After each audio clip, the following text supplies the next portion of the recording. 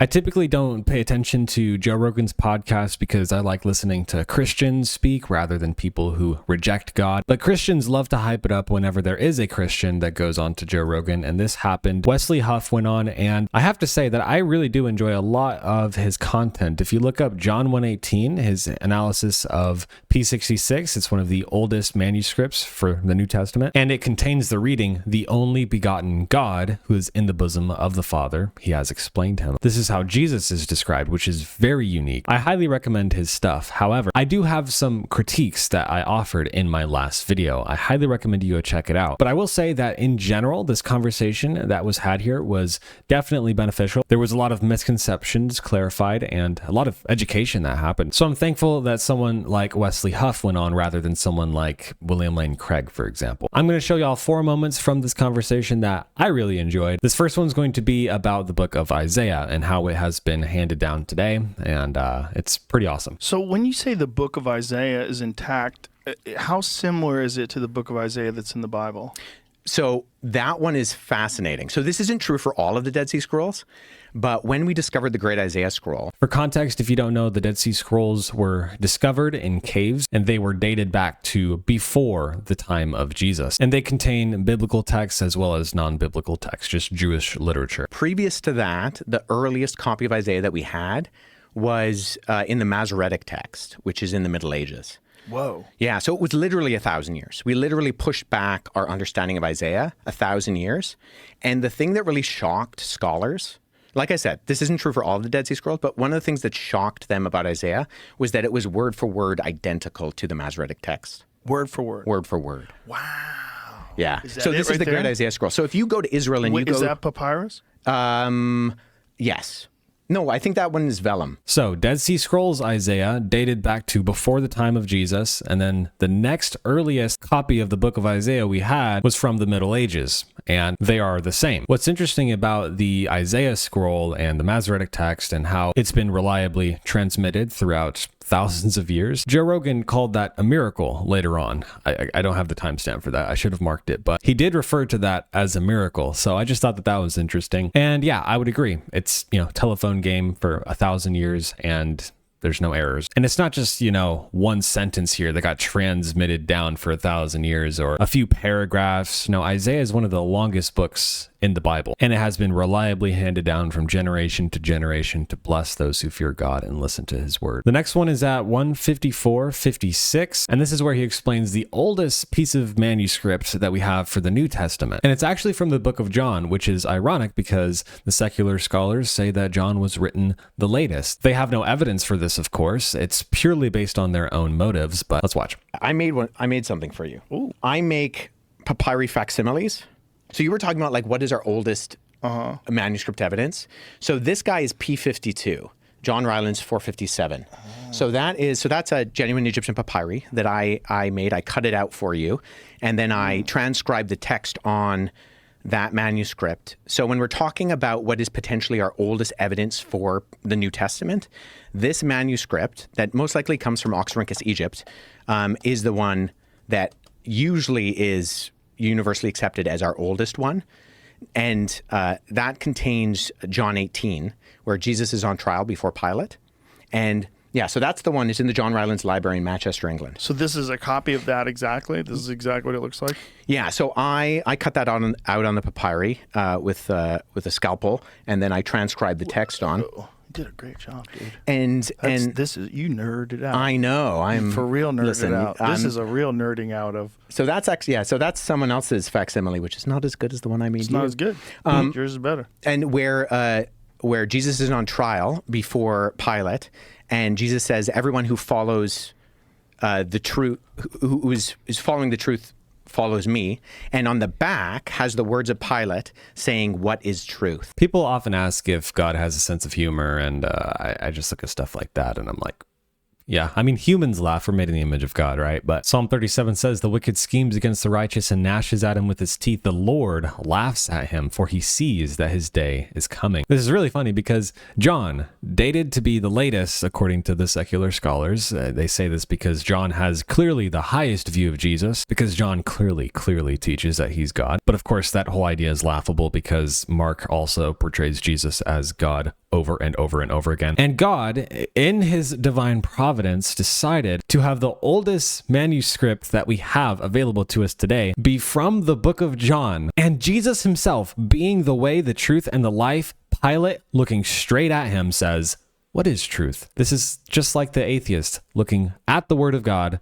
What is truth? Is this true? How do I know what's true? I don't know. There's no objective truth in the world. I do believe that that is funny. Before this was discovered by C.H. Roberts in the 1940s, the convention was, because of a guy named C.H. Bauer, that the Gospel of John was 2nd century. And he says, the earliest gospel, Mark, has this very Jewish Jesus, and then the later gospels have a very like the last of what are called the synoptic gospels, Matthew, Mark, and Luke. Luke has a very kind of more divine Jesus. And so he says, based on this, John is the last written one. And it combines these two where you get a very human and a very divine Jesus together. And so based on this, he says that John has to be 2nd century. Well, we discover this guy. C.H. Roberts is, literally going through these piles of manuscripts in these drawers that are being like stashed away. And he finds this guy and he sees that it's written on both sides, which is almost exclusively a Christian convention. Because in the ancient world, they used scrolls. And the Christians, for reasons we're not entirely clear on, they start to make codices, books. And so they write on both sides. And so he says, okay, this is written on both sides. It's probably a Christian manuscript. So he sends it off to the leading paleographers, or guys who date manuscripts. And they all say, this is the beginning of the 2nd century. And so there's still debate about the dating of this, but the unanimous consensus is that it's comfortably 2nd century, potentially the beginning of the 2nd century, which means that this is found in Egypt. John is probably writing his gospel in Ephesus. So it has to be written by John, spread around, find its way to Egypt, be copied, and then end up in this manuscript. Wow. Which means that at minimum, you've already pushed the Gospel of John back into the 1st century comfortably, and potentially even, most likely into the lifetime of the eyewitnesses of these events. And so all of the literature up until that point from the scholarly consensus about the dating of the Gospel of John gets totally rewritten. Wow. And it's because of that guy. And because of my academic work where I was telling you, in paratextual features, when we look at these tiny manuscripts, and you figure out, okay, well, what does that look like on the page? I also made you. So I used 2 different variations of papyri. Whoa. So you have there where P52 would have been on the page, would have been essentially a pocket copy of the Gospel of John. Wow. That's unbelievable. Wow. That's so fascinating. The next one comes at around 253, and this is when they're talking about how we know that these other works from antiquity aren't supposed to be in the Bible. How do we know that such and such writing wasn't actually excluded from the Bible? There's a lot of people who are like, oh, Christians are arbitrary. They didn't like the Gospel of Thomas, so they just threw it out. The idea, of course, is that all of the tradition is simply made up and arbitrary. There's no reason for it, and there is no divine inspiration, but let's go. Yeah, right here. Particular decades that they're writing. A series of scholarly studies has shown that, though Jews were located in many places across the Roman Empire, people's names often tended to be geographically located. By observing literary and archaeological artifacts, a list of common names can be clearly identified. By narrowing down the most popular names in places that Jesus lived, traveled, and ministered, and by comparing these to the list from the studies, an interesting correlation can be seen.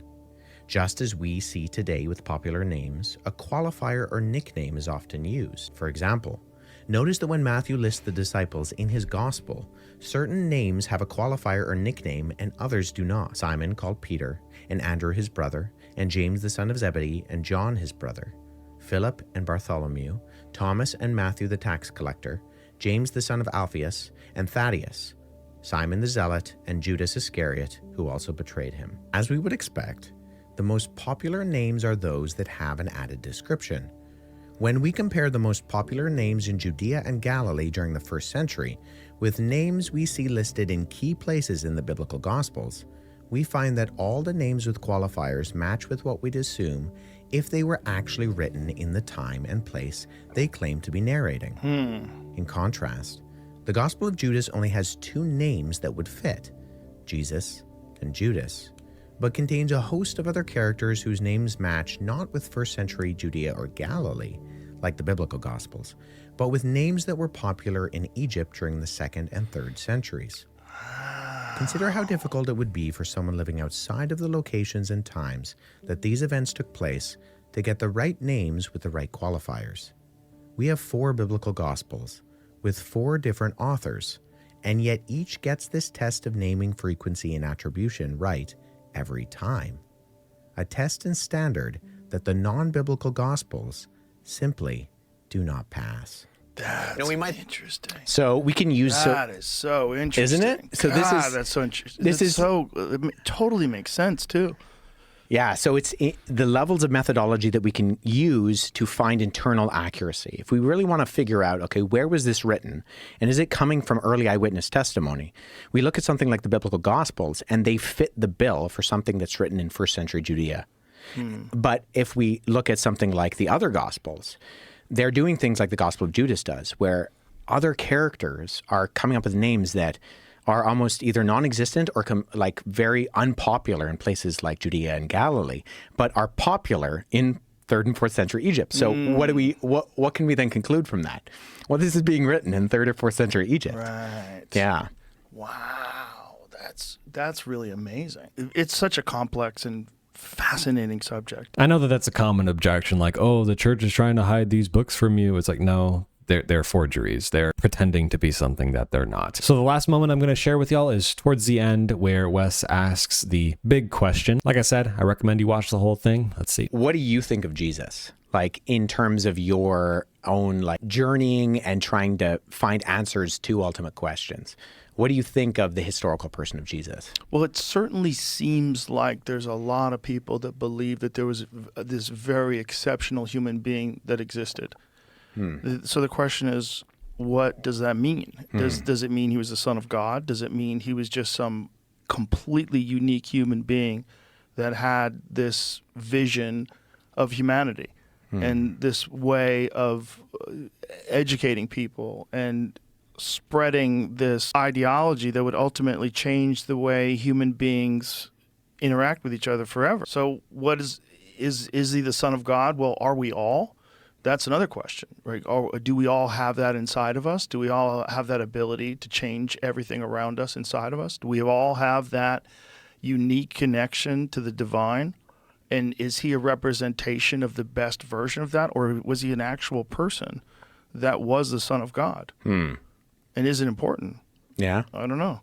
I mean, what does it mean? It's just the fact that it's a question to ponder is a miracle in itself, in a way. Just the fact that there's this concept of this person that died for our sins, that's the Son of God, but you have to you have to believe in a bunch of stuff to go that way. Like, just the concept of that is interesting to people, because what it can do to people is offer them a very unique way to change the way they feel about the world itself. And if you do follow that, I know a lot of Christians that are hardcore Christians that are some of the nicest people you'll ever meet in your life. So it does work, right? Like, if you do live like a Christian and you do follow the principles of Christ, you will have a richer, more love-filled life. So it is true, but you have to submit to this concept that this guy was the child of God who came. Not a concept, the truth. Jesus is a person that you must submit to, not a concept. Came down to earth, let himself be crucified, came back from the dead, explained a bunch of stuff for people, and then said, all right, see you when I come back. And you don't know how you can wrap your head around that particular claim. And if he came back, here's the thing. If he came back, who the fuck? Okay. Jesus said, he who is not with me is against me, and he who does not gather with me scatters. If you're someone who says, oh, I don't know what to make of all the evidence, I'm not sure, I really want truth, I'm seeking the truth, but I just don't know, then you are not on Jesus's side. You can claim that you like his principles, his teachings, he's a good guy, but you're against him By definition, if you reject the most important part of his teachings, you shall love God and love your neighbor and believe in him. He died and rose again on the third day for the sins of his people. You're going to perish, right? At the end of the day, you can dance around all you want, like, I'm just not sure, but that's not going to be an excuse on the day of judgment. You heard the good news and you rejected it. Therefore, repent and believe the good news if you have not already. Also, subscribe to this channel and like this video if you have not already. Comment down below what you want to see in future videos. That'll be all for today. Love you guys so much.